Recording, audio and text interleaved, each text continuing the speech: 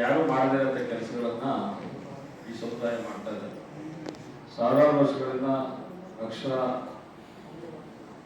ವಿದ್ಯೆ ಇಲ್ಲದರಿಂದ ಈ ವೃತ್ತಿಗಳನ್ನು ಅವಲಂಬಿಸ್ಕೊಂಡು ಮ್ಯಾನ್ವಲ್ಸ್ ಕೆಲಸಗಳಲ್ಲಿ ಇಳಿದು ಈಗಾಗಲೇ 100 ಜನ ಸತ್ತೋಗಿದ್ದಾರೆ. ಎಲ್ಲ ಸಂಘಟನೆಗಳಿಗೂ ಸಹ ಏನಾದರೂ ಪ್ರಾಫಿಟ್ ಇದ್ರೆ ಮಾತ್ರ ಜನ ಸೇರ್ತಾರೆ. ಈ ಮ್ಯಾನ್ವಲ್ಸ್ ಕೆಲಸಗಳಿಗೆ ಜನ ಸೇರಲ್ಲ, ಮತ್ತೆ ಅವ್ರ ಪರವಾಗಿ ಯಾರು ಧ್ವನಿ. ಇದು ಒಂದು ಇಲಾಖೆಯಲ್ಲಿ ಪೌರ ಕಾರ್ಮಿಕರು ಅಂದ್ರೆ ಒಂದಿನ ಪೌರ ಕಾರ್ಮಿಕರು ಕೆಲಸ ನಿಲ್ಲಿಸ್ಬಿಟ್ರೆ ಜನ ಸೇರಿಬಿಡ್ತಾರೆ. ಆವಾಗ ಡಿಸಿಗಳು ಅಧಿಕಾರಿಗಳೆಲ್ಲ ಬಂದು ಅವ್ರ ಸಮಸ್ಯೆನ ಆಲಿಸ್ತಾರೆ ಮತ್ತೆ ಪರಿಹಾರ ಆಗ್ತಾರೆ. ಈ ಮ್ಯಾನ್ವಲ್ಸ್ ಕಂಪನಿಗಳು ಎಲ್ಲ ಚಿಚ್ಚಿದ್ವಾಗಿದ್ದಾರೆ, ಮತ್ತೆ ಇವರೆಲ್ಲ ಯಾರು ಮುಗ್ಸಕ್ಕಾಗಲ್ಲ. ಮತ್ತೆ ಇವುಗಳನ್ನು ಹೆಚ್ಚಾಗಿ ಮದ್ಯಪಾನ ಮತ್ತೆ ಅನಕ್ಷರಸ್ಥರು ಅವಿದ್ಯಾವಂತರು ಇರೋದ್ರಿಂದ ಇವರನ್ನ ಒಗ್ಗೂಡಿಸಿ ಸಂಘಟನೆ ಮಾಡೋದು ಮತ್ತೆ ಇವ್ರ ಪರವಾಗಿ ಧ್ವನಿ ಎತ್ತಿ ಹೋರಾಟ ಮಾಡೋದೇ ದೊಡ್ಡ ಸಮಸ್ಯೆ ಮತ್ತು ತುಂಬಾ ಕಷ್ಟಕರವಾಗಿರುವಂತಹ ವಿಚಾರ ಆಗಿದೆ. ನಾವು ಎಲ್ಲಿ ಹಿನ್ನಡೆ ಆಗಿದೆ ಅಂತ ಹೇಳಿದ್ರೆ ಈ ವಿಚಾರಗಳು. ಆಮೇಲೆ ಇದು ರಾಜ್ಯ ವಿಸ್ತಾರದಲ್ಲಿ ಇರೋದ್ರಿಂದ ಈ ಒಂದು ಕಡೆ ಕೂಡಾಕಿ ಸರ್ಕಾರ ಗಮನ ಸೆಳೆಯುವಲ್ಲಿ ತುಂಬಾ ಪರಿಶ್ರಮ ಆಗುತ್ತೆ. ಈ ಕೆಲಸವನ್ನ ಕಳೆದ ಒಂದು 15-20 ವರ್ಷಗಳಿಂದ ಸಫಾಯಿ ಕರ್ಮಚಾರಿ ಕಾವಲು ಸಮಿತಿ, ರಾಜ್ಯ ಮಟ್ಟದ ಸಮಿತಿ ಮಾಡ್ತಾರೆ. ಹಾಗಾಗಿ ಮೊದಲನೇದಾಗಿ ಈ ಕಾವಲು ಸಮಿತಿಗೆ ಧನ್ಯವಾದಗಳನ್ನು ತಿಳಿಸ್ತಾರೆ. ಈಗೇನು ಎಲ್ಲ ಸಮಸ್ಯೆಗಳಿಗೂ ಸರ್ಕಾರಗಳು ಬೇಕಾದಷ್ಟು ಸೌಲಭ್ಯಗಳು ಸಂವಿಧಾನದ ಮುಖಾಂತರ ಸಿಕ್ಕಿದೆ. ಅದನ್ನ ಬಳಸ್ಕೋಬೇಕಂದ್ರೆ ಯಾರಾದರೂ ಒಬ್ಬರು ಮುಖಂಡರು ಇಲ್ಲ ಒಂದು ಸಂಘಟನೆ, ಶಿಕ್ಷಣ ಇವೆಲ್ಲ ಇರಬೇಕು ಅಂತ ಹೇಳಿ ಸಂವಿಧಾನದಲ್ಲಿ ಬಾಬಾ ಸಾಹೇಬ್ ಹೇಳಿದ್ರು. ಇದನ್ನ ನಾವು ಸರ್ಕಾರದಲ್ಲಿ ಎಲ್ಲ ಒಂದು ಕಡೆ ವಿಫಲ ಆಗಿದ್ದೀವಿ ಅನ್ನೋದು ಒಂದು ಕಾರಣ ಇರ್ಬೋದು. ಮತ್ತೆ ಇದನ್ನ ಈ ಸಂಘಟನೆ ಮುಖಾಂತರ ಇದಕ್ಕೊಂದು ಗುರುತು ಕೊಟ್ಟು ಒಂದು ಹೆಸರನ್ನು ಕೊಟ್ಟು ರಾಷ್ಟ್ರ ಮಟ್ಟದಲ್ಲಿ ಬೆಂಜಮಾನ್ ಅಂತೇಳಿ ಅವ್ರು ಮಾಡಿದ್ದಾರೆ ಅಂತೇಳಿ ಈಗ ಬೆಳಗ್ಗೆ ಹೇಳಿದ್ರು. ಈಗ ಈ ಭಾಗದಲ್ಲಿ ಈ ಸಮಿತಿ ಕಾವಲು ಸಮಿತಿ ಮಾಡ್ತಾ ಇದ್ದಾರೆ. ಈಗ ಇವತ್ತು ಕಾರ್ಯಾಗಾರ ನಡೆದಿದೆ. ಇಲ್ಲಿ ನಮ್ಮ ಸಮಸ್ಯೆಗಳು ಏನಂತೇಳಿ ಬೆಳಗ್ಗೆ ಹೇಳಿದ್ದಾರೆ. 4 ಸುಪ್ರೀಂ ಕೋರ್ಟ್ ವಿಚಾರದಲ್ಲಿ ಹೇಳಿದ್ದಾರೆ. ಕರ್ನಾಟಕದಲ್ಲಿ ನನ್ನ ಅನುಭವದಲ್ಲಿ ಸಮಸ್ಯೆಗಳು ಏನು ಉಂಟಾಗಿದೆ ಅಂತ ಹೇಳಿದ್ರೆ, ಕಾಂಗ್ರೆಸ್ ಸರ್ಕಾರ ಬಂದ ಮೇಲೆ ಕರ್ನಾಟಕ ಸಫಾಯಿ ಕರ್ಮಚಾರಿ ಆಯೋಗದ ಅಧ್ಯಕ್ಷರು ನೇಮಕ ಆಗಿದ್ದಾರಾ? ಮೊದಲನೇದಾಗಿ ಲೇಡೀಸ್ ಅನ್ನ ಆಯ್ಕೆ ಮಾಡೋದು. ಸಫಾಯಿ ಕರ್ಮಚಾರಿ ಆಯೋಗದ ಇದು ಪ್ರಮುಖವಾಗಿರುವಂತಹ ಒಂದು ಇಲಾಖೆ, ಈ ಸಮುದಾಯದ ಪರವಾಗಿ ಆಯೋಗ, ಅದ್ರ ಜೊತೆಗೆ ಅಭಿವೃದ್ಧಿ ನಿಗಮ. ಈ ಸರ್ಕಾರ ಬಂದ ಮೇಲೆ ಆಯೋಗ ಅಧ್ಯಕ್ಷರನ್ನ ಒಬ್ಬ ಲೇಡೀಸ್ ಮಾಡಿದ್ರು. ಅವರು 2.5 ವರ್ಷ ಆಫೀಸ್ ಕಚೇರಿಗೆ ಬಂದಿಲ್ಲ. ರಘುವರ ಹೆಂಡತಿ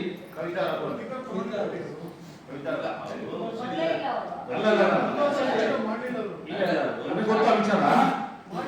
ಈಗ ಅವರು ಬಂದು ಅಧಿಕಾರ ತಗೊಂಡು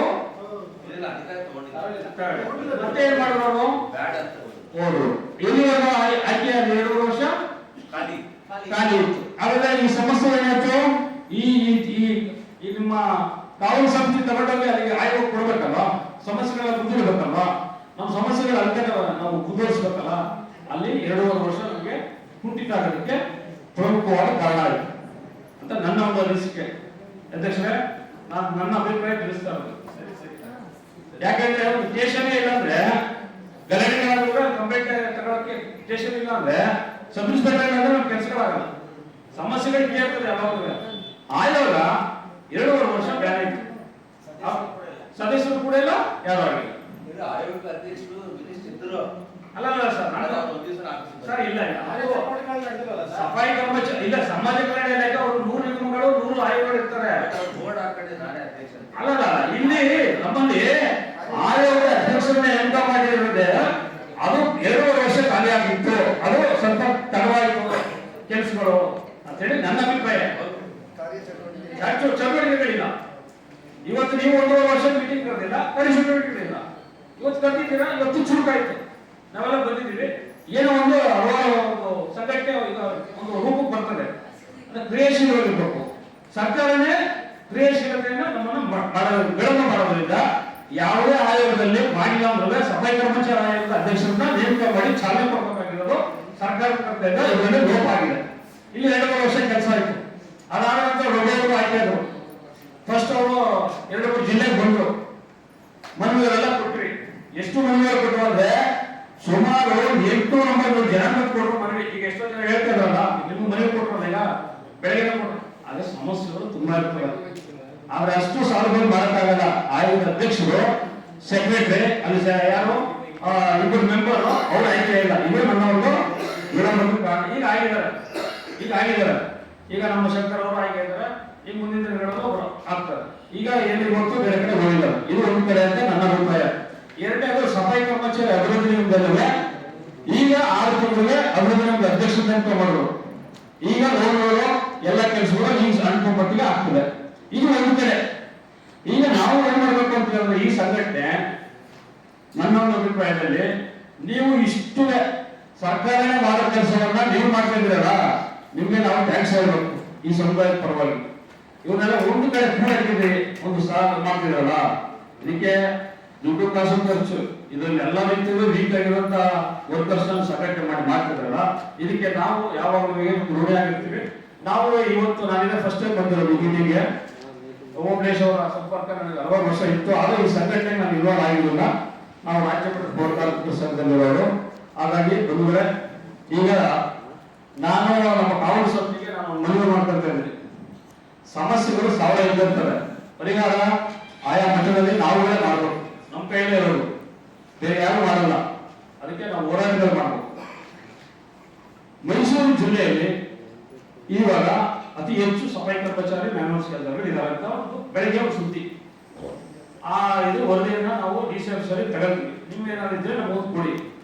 ಮೈಸೂರು ಜಿಲ್ಲೆಯಲ್ಲಿ ಆ ಒಂದು ಜಿಲ್ಲೆಯನ್ನ, ಆ ಒಂದು ಸಫಾಯಿ ಕರ್ಮಚಾರಿಗಳನ್ನ ಕುರಿತಂತೆ ನಾವು ಮುಂದಿನ ದಿನಗಳಲ್ಲಿ ಅಲ್ಲಿರುವಂತ ಸಫಾಯಿ ಕರ್ಮಚಾರಿಗಳ ಒಂದು ಕಾರ್ಯಕ್ರಮವನ್ನು ಆಯೋಜನೆ ಮಾಡೋದಕ್ಕೆ ನೀವು ಅನುಮತಿ ಕೊಡಿ. ನೀವು ಅದನ್ನ ಬನ್ನಿ, ಆ ಒಂದು ಪರಿಹಾರವನ್ನು ಮಾಡೋಣ. ಈಗ ಏನ್ ಕೆಲಸ ಆಗಿದೆ ಅದು ಒಂದ್ ಕಡೆ ಇರಲಿ. ಮುಂದಿನ ದಿನಗಳಲ್ಲಿ ಮೈಸೂರಲ್ಲಿ ಒಂದು ಚಾಲನೆ ಕೊಡೋಣ.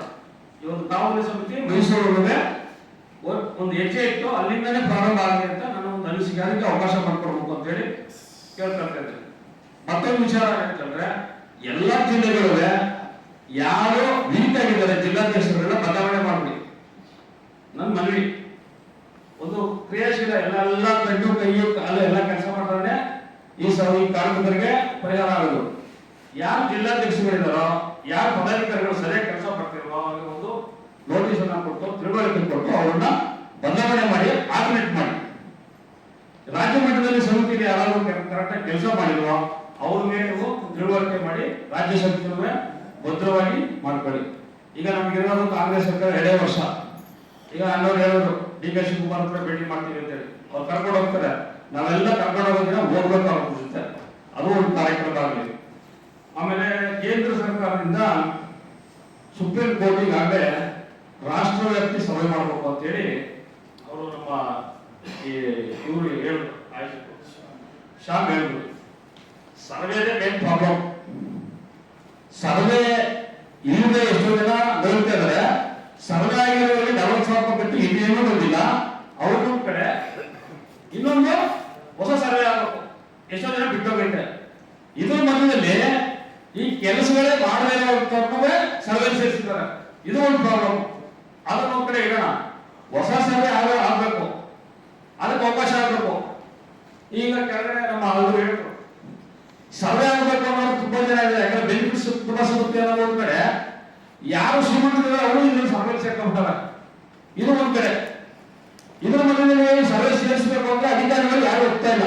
ಒಬ್ರು ಸೇರಿಸಿದ್ರು ಅವ್ರು ಸೇರ್ಕೊಳ್ತಿರ್ತಾರೆ ಅಂತ ಅವ್ರ ಭಯ. ಇದ್ರ ಮಧ್ಯದಲ್ಲಿ ನೀವು ಎಲ್ಲಾ ಜಿಲ್ಲೆಗಳನ್ನು ಜಿಲ್ಲಾಧ್ಯಕ್ಷರನ್ನ ಸ್ಟ್ರಾಂಗ್ ಮಾಡ್ರಿ. ಎಲ್ಲರೂ ಸೇರಿಸಿ ಎಲ್ಲಾ ಜಿಲ್ಲಾ ಘಟಕಗಳಲ್ಲಿ ಒಂದು ಪ್ರತಿಭಟನೆ ಮಾಡೋಣ. ಅದಕ್ಕೆ ನೀವೇ ಮೆಮೊರಾಂಡಮ್ ಕೊಡಿ. ಆಯಾ ಒಂದು ಸ್ಥಳದಲ್ಲಿ ಒಂದೇ ಮೆಮೊರಾಂಡಮ್ನ ಒಂದೇ ರಾಜ್ಯ ಮಟ್ಟದಲ್ಲಿ ಒಂದು ಒಂದು ಒಂದು ಒತ್ತಾಯದ ಮನವಿ ಕೊಡೋಣ ಎಲ್ಲಾ ಜಿಲ್ಲಾಧಿಕಾರಿಗಳಿಗೆ ಏನೇನು ಸಮಸ್ಯೆಗಳೈತೆ ಅಂತೇಳಿ. ಆಗ ಇದು ಇಡೀ ರಾಜ್ಯದಲ್ಲಿ ಒಂದು ವ್ಯಾಪ್ತಿಯನ್ನು ಒಂದು ಸಂಘಟನೆ ಮಾಡಕ್ಕಾಗುತ್ತೆ ಅಂತ ಒಂದು ಅಭಿಪ್ರಾಯ. ಎರಡನೇನಂದ್ರೆ ಎಲ್ಲರನ್ನೂ ಸೇರಿಸಿ ಕಾರ್ಯಾಗಾರ ಮಾಡೋದ್ರ ಜೊತೆಗೆ ಕರ್ನಾಟಕದಲ್ಲಿ ಏನು ಕೇಂದ್ರ ಸ್ಥಾನ ಐತಲ್ಲ ಬೆಂಗಳೂರಲ್ಲಿ ನೀವು ದೊಡ್ಡ ಮಟ್ಟದಲ್ಲಿ ಈ ವಿಚಾರವನ್ನೇ ಇಟ್ಟು ಒಂದು ಹೋರಾಟ ಮಾಡಿ. ಇಲ್ಲ ಒಂದು ಜಾಗ ಮಾಡಿ, ಒಂದು ಮೆರವಣಿಗೆ ಮಾಡಿ. ಮೆರವಣಿಗೆಗೆ ನಮ್ಮ ಜನ ಬರೋಲ್ಲ ಅಂದ್ರೆ ಒಂದು ಕಡೆ ಕೂತ್ಕೊಂಡು ಹೋರಾಟ ಮಾಡೋಣ. ಅದಕ್ಕೆ ದೊಡ್ಡ ದೊಡ್ಡವರನ್ನೆಲ್ಲ ಕರೆಸಿ, ಏನು ಈಗ ಪೌರ ಕಾರ್ಮಿಕರಲ್ಲಿ ಈಗ ಅಶೋಕ್ ಸಾಲಪ್ಪ ಅವ್ರ ಗಮನಕ್ಕೆ ತಂದಿ, ನಾರಾಯಣ ಅವ್ರ ಗಮನಕ್ಕೆ ತಂದಿ, ನಮ್ಮ ಇನ್ನೊಬ್ರು MP ನಿಂತಿದ್ರಲ್ಲ ಬೆಂಗಳೂರಲ್ಲಿ, ಎಲ್ಲರನ್ನೂ ತಗೊಳ್ಳಿ. ಎಲ್ಲರನ್ನೂ ಇಲ್ಲಿ ಯಾರನ್ನೂ ನಿರ್ಮಾಣ ಬೇಡ, ಎಲ್ಲರನ್ನೂ ಮನವಿ ಕೊಡಿ.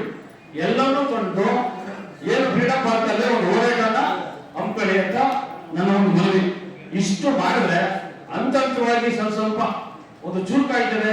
ಈ ಕಾವಲು ಸಮಿತಿ ಇಡೀ ರಾಜ್ಯ ಹೋಗ್ತದೆ, ಒಂದು ಇದಾಗುತ್ತೆ, ಸಂಘಟನೆ ಆಗುತ್ತೆ, ಒಂದು ಕ್ರಿಯಾಶೀಲವಾಗಿ ಸರ್ಕಾರದ ಗಮನ ಸೆಳೀತೀವಿ. ಅದ್ರ ಜೊತೆಗೆ ರಾಷ್ಟ್ರವ್ಯಾಪಿ ಸರ್ವೆ ವಿಚಾರವನ್ನ ನೀವು ಇಟ್ಕೊಂಡು ಒಂದು ಹೊಸ ಸರ್ವೆ ಮಾಡಿದ್ರೆ ಅದ್ರಲ್ಲಿ ಯಾರು ಕೈ ಬಿಟ್ಟಿರ್ತಾರೋ ಅವರೆಲ್ಲ ಬಂದು ಸೇರೋದಕ್ಕೆ ಒಂದು ಅವಕಾಶ ಆಗುತ್ತೆ. ಅದ್ರ ಜೊತೆಗೆ ನೀವು 4-5 ಬೇಡಿಕೆಗಳನ್ನ ಇನ್ನೂ ಸೇರಿಸ್ಕೊಳ್ಳಿ. ಯಾಕಂದ್ರೆ ನೀವು ತುಂಬಾ ಅನುಭವಸ್ಥರಾಗಿದ್ದೀರಿ, ನೀವೆಲ್ಲರೂ ಸೇರಿಸಿ. ನಾನು ಮುಂದಿನ ದಿನಗಳಲ್ಲಿ, ಮುಂದಿನ ತಿಂಗಳಲ್ಲಿ ಒಂದು ಡೇಟ್ ಕೊಟ್ರೆ ನಾನು ಮೈಸೂರಲ್ಲಿ ಕಡಿಮೆ 500 ಜನ ಸೇರಿಸಿ ಬರೀ ಮ್ಯಾನುವಲ್ ಸ್ಕ್ಯಾವರ್ಗಳನ್ನೇ ಸೇರಿಸ್ತೀನಿ, ಬೇರೆ ಯಾರು ಸೇರಿಸಲ್ಲ. ಸೇರಿಸಿ ಒಂದು ಸಮಾವೇಶ ಮಾಡಿ, ಅದು ಮುಖ್ಯಮಂತ್ರಿಯವರ ಜಿಲ್ಲೆ, ಅವರು ಗಮನ ಸೆಳೆಯೋಣ. ಯತೀಂದ್ರ ಸಿದ್ದರಾಮಯ್ಯ ಅವರು ಮನವಿ ಕೊಡೋಣ. ಸಿದ್ದರಾಮಯ್ಯ ಅವರ ಮನೆಯನ್ನ ಮಾಜಿ ಮೇಯರ್ ನಾರಾಯಣ ಕರ್ಕೊಂಡೋಗಿ ನೇರವಾಗಿ ನಿಮ್ಮ ಮನವಿನ ನಾವು ಕೊಡಿಸಿ ಅವ್ರಿಗೂ ಗಮನ ಸೆಳೆಯೋದು ನಮ್ಮ ಜವಾಬ್ದಾರಿ. ಅಲ್ಲಿ ಒಂದು ಕಾರ್ಯಕ್ರಮ ರೂಪಿಸೋಣ. ಈ ಕಾವಲು ಸಮಿತಿ ಉದ್ಘಾಟನೆ ಕಾರ್ಯಕ್ರಮ ಮಾಡೋಣ. ಅಲ್ಲಿ ಸಭೆ ಕರ್ಮಚಾರಿಗಳೇ ಇರಲಿ. ಆ ಜನ ಮಾತ್ರ ಕಟ್ಕೊಂಡು ಪ್ರೋಗ್ರಾಮ್ ಸೇರಿಸ್ಕೊಂಡ್ಬರ್ತೀವಿ. ಮ್ಯಾನುವಲ್ ಸ್ಕ್ಯಾವರ್ಸ್ ಮಾತ್ರ ಸೇರಿಸ್ಕೊಂಡು ಅಲ್ಲಿ ಏನಿದೆಯೋ ನೀವು ಬಂದು ಭಾಷಣ ಮಾಡಿ. ಇನ್ನು ಯಾರ್ಯಾರು ಬರಲಿ ಮೈಸೂರಲ್ಲಿ, ಎಲ್ಲ ನೋಡ್ಕೊಳ್ತೀವಿ. ಒಂದು 500 ಜನ ಸೇರಿಸಿ ಇದೇ ರೀತಿ ತಿಳುವಳಿಕೆಯಲ್ಲಿ ಮೈಸೂರು ಜಿಲ್ಲೆಯಲ್ಲಿ ಮಾಡಿ. ಅದಕ್ಕೆ ನಾವೆಲ್ಲ ನಿಂತು ಈ ಒಂದು ಸಮುದಾಯಕ್ಕೆ ನಾವು ಯಾಕಂದ್ರೆ ಈ ಸಮುದಾಯದ ಹುಟ್ಟಿರೋದ್ರಿಂದ ಬೇರೆ ಬೇರೆ ಸಂಘಟನೆಗಳಿಗೆ ನಾವು ಹೆಚ್ಚು ಒತ್ತು ಕೊಡ್ತಾ ಇದೀವಿ. ಈ ಸಮುದಾಯದ ಪರವಾಗಿ, ಈ ಕಾರ್ಮಿಕರ ಪರವಾಗಿ ನನಗೆ ಕರೆಸಿ ಒಂದು ಅವಕಾಶ ಮಾಡಿಕೊಟ್ಟಿದ್ರ. ಹಾಗಾಗಿ ನೀವೇನ್ ಹೇಳಿದಿರ, ನಾನು ವೇದಿಕೆಯಲ್ಲಿ ಹೇಳಿದ್ದೀನಿ, ಅದನ್ನ ಚಾಚು ತಪ್ಪದೆ ಮಾಡ್ತೀವಿ. ನಾರಾಯಣ ಅವರಿಗೆ ನಾಳೆನೇ ತಿಳಿಸ್ತೀವಿ.